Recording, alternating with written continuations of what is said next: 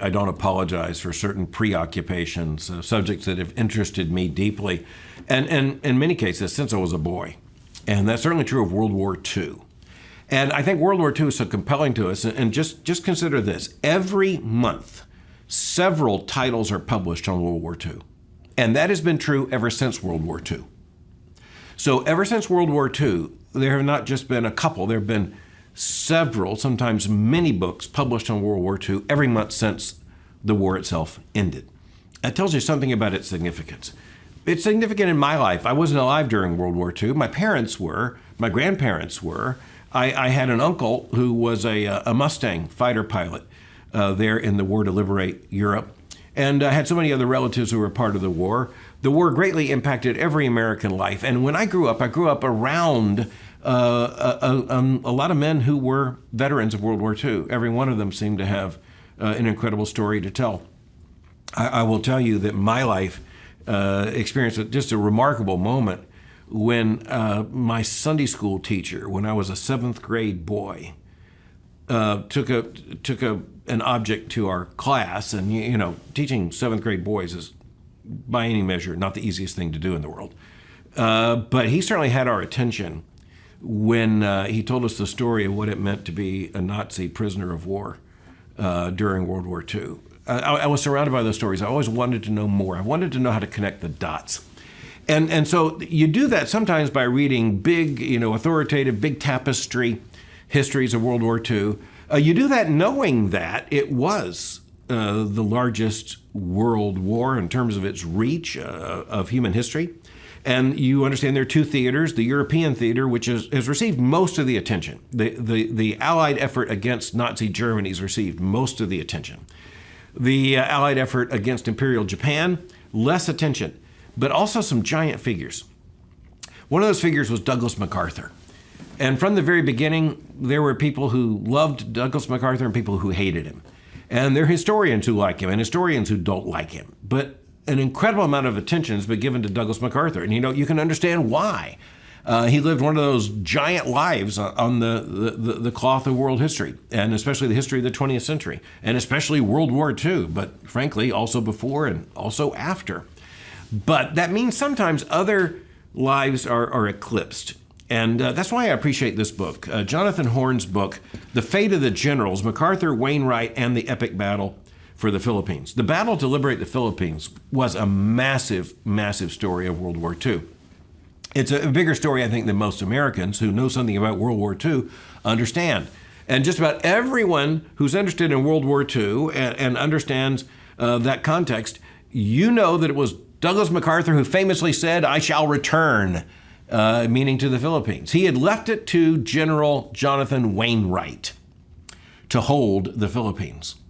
It was not only a daunting task, it was an impossible task.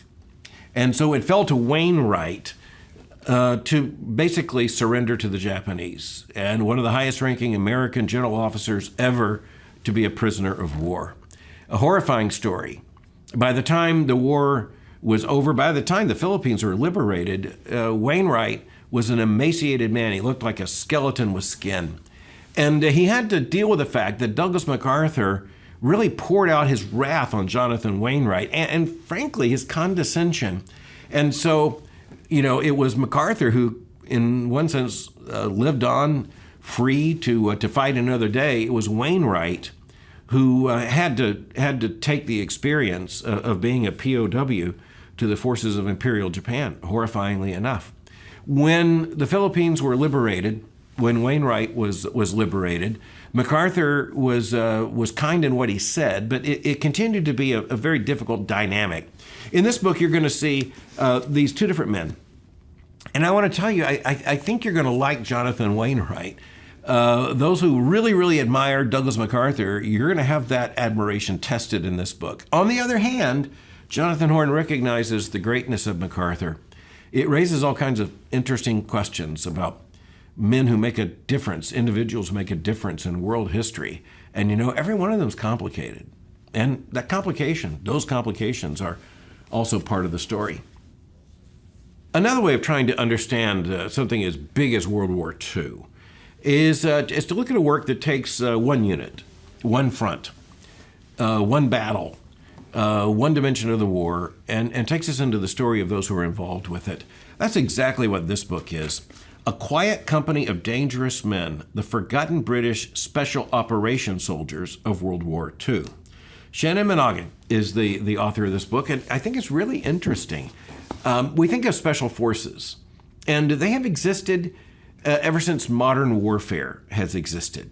But they've become more and more important in the history of warfare. And World War II was one of the testing grounds for the development of so many of the techniques and strategies and uses of groups of special operations. And you know what makes special operations special? It is the fact that it is outside the boundaries of just the normal command armed forces. There are special forces that have a special designation. They're useful and in fact vital for special missions. And so even the cover of the story showing paratroopers landing, and that tells you it's going to be an interesting story. And you look at this and you think this kind of history could be written about just about any unit in World War II. But there are particular units that have historical significance, and when it comes to British special operations, there's one of them.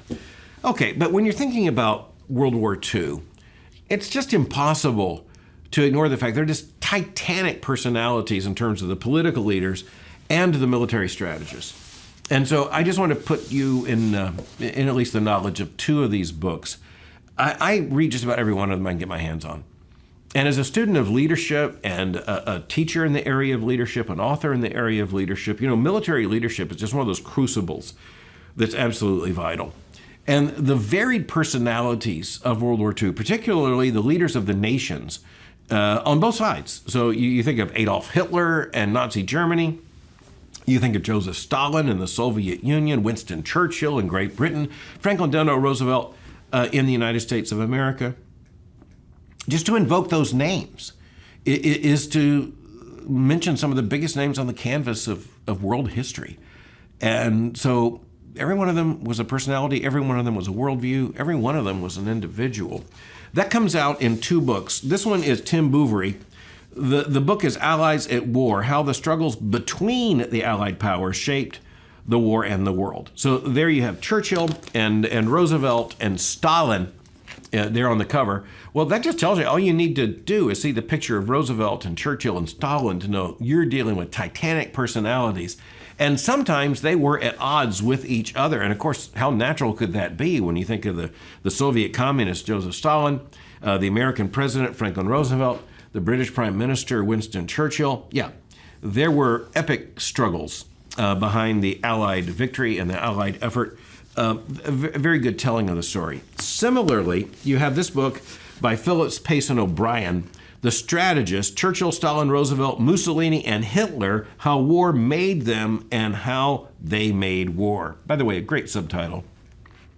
And this book looks at these five figures, and Churchill, Stalin, Roosevelt, Mussolini, and Hitler. And so you have certainly something of a biography of all five. You have the historical context for all five, and you have World War II told through the strategists, these five.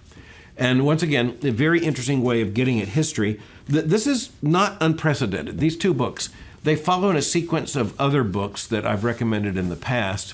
And you say, well, why would you read more than one of these? Or why would you read more than two or three of these? Well, because I learn a lot.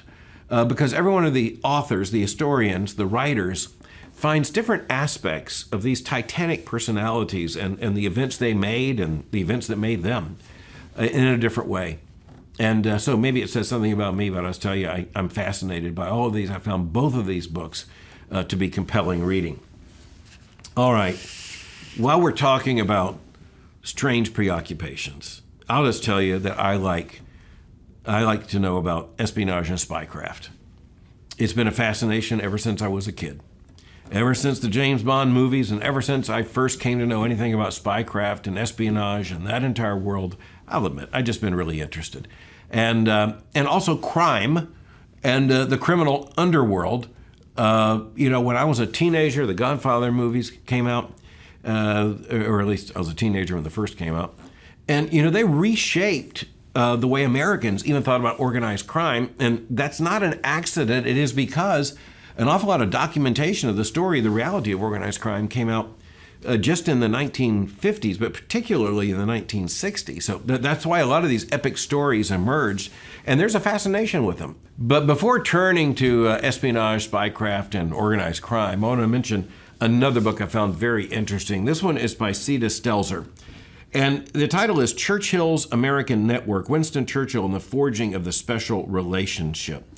Seda Stelzer is a pretty well-established scholar of Winston Churchill in his times. And this particular book looks at the network of American friends that Churchill had been putting together ever since he was a very, very young man and made his very first visit to the United States. But there's more to it than that, because Winston Churchill was, of course, the first son of Lord Randolph and then Lady Churchill, who was Jenny Jerome, an American, before she married Randolph Churchill, and the daughter of an American financier. And so on both sides of the Atlantic, Winston Churchill's mother had an extensive social network. And here's the thing, she played that network for her son.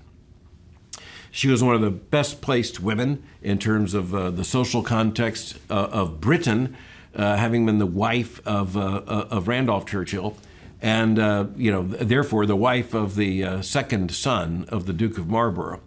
And it's just a very different life than most would live. Jenny Churchill, fascinating figure in her own right, as Randolph Churchill, a fascinating figure in his own right. She really invested a lot in opening doors for Winston Churchill, and some of those were American doors. They were relationships with Americans. And then Churchill skillfully developed his own relationships, and they became so crucial, particularly during the war, and but also thereafter. So this is really, really interesting. It's the American network that Churchill put together, Churchill's American Network. Seda Stelzer, I think it's really interesting. And, I have such an interest in Winston Churchill. Honestly, I'll find almost anything about Winston Churchill interesting.